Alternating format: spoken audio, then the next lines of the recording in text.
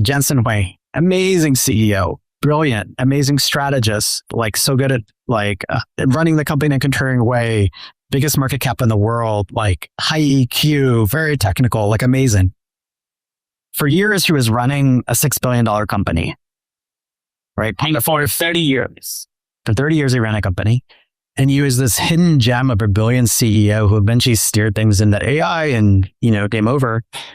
How many other Jensen Huangs are there out there running public companies where it's just in a market that right now isn't booming, but they're exceptionally talented? Is it 0? Is this uniquely good? And that may be true. Is it 100? Is it how do you identify these people and how do you unlock them? And so I think there's these really interesting sort of talent questions, like what is the aggregate available talent on the planet and how you harness it in different ways that I think is kind of never discussed really. I'm curious to get you kind of mentioned one of the central questions in Silicon Valley, which is, are there not enough good opportunities or are there not enough, good founders? But where do you kind of almost fall that? Most likely there's enough good founders who're just not pointing at the right things. And so it's an ineffective, or it's a faulty search function.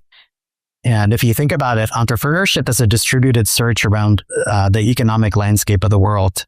That's really what's happening, right? You're really running a giant search function across the economy. And it's not an efficient process. And there's, unequal information and unequal access and all the rest of it. And so it doesn't work well, but I think there's probably enough good people that if you pointed them in the right thing.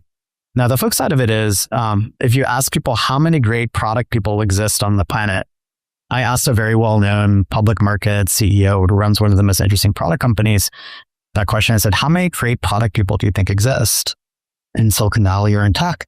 And he said at most a few hundred. And so then each company has at most a couple of those. And those are the people with high agency who are driving big things for those very large companies, right? And so there's now he may be wrong. Maybe there's tens of thousands in the wrong sort of sets, or maybe there's 50. I don't know. But it is striking if you look at the overlay of, if everything's a bell curve, then you need outliers on multiple aspects of multiple bell curves to do certain things exceptionally. And so then you're compounding small probabilities. So one argument is for any given thing, there's not that many people. And one of the parts of that bell curve is almost always agency. I was going to say, I actually think that the longer that I am in Silicon Valley, the most determining bit that I find is actually this agency. It's kind of given a particular situation is your first reaction is I'll just do it. I'll just do things. I'll figure it out. Isn't it given any problem, your reaction is not that, oh, this seems super hard. It seems too possible. It's more yeah, and I have to do it. We'll figure it out. There's some way. There's nothing that can in some way stop you. That doesn't mean you won't get stopped. But your first reaction is always oh yeah, I got to figure it out. I'm going to guide my way out of it, right? I think the open question for me and my variant of it was, is that something that can be truly inculcated / taught / developed? Versus is there something a little bit more intrinsic about it? Yeah, it's both. I think it's probably both.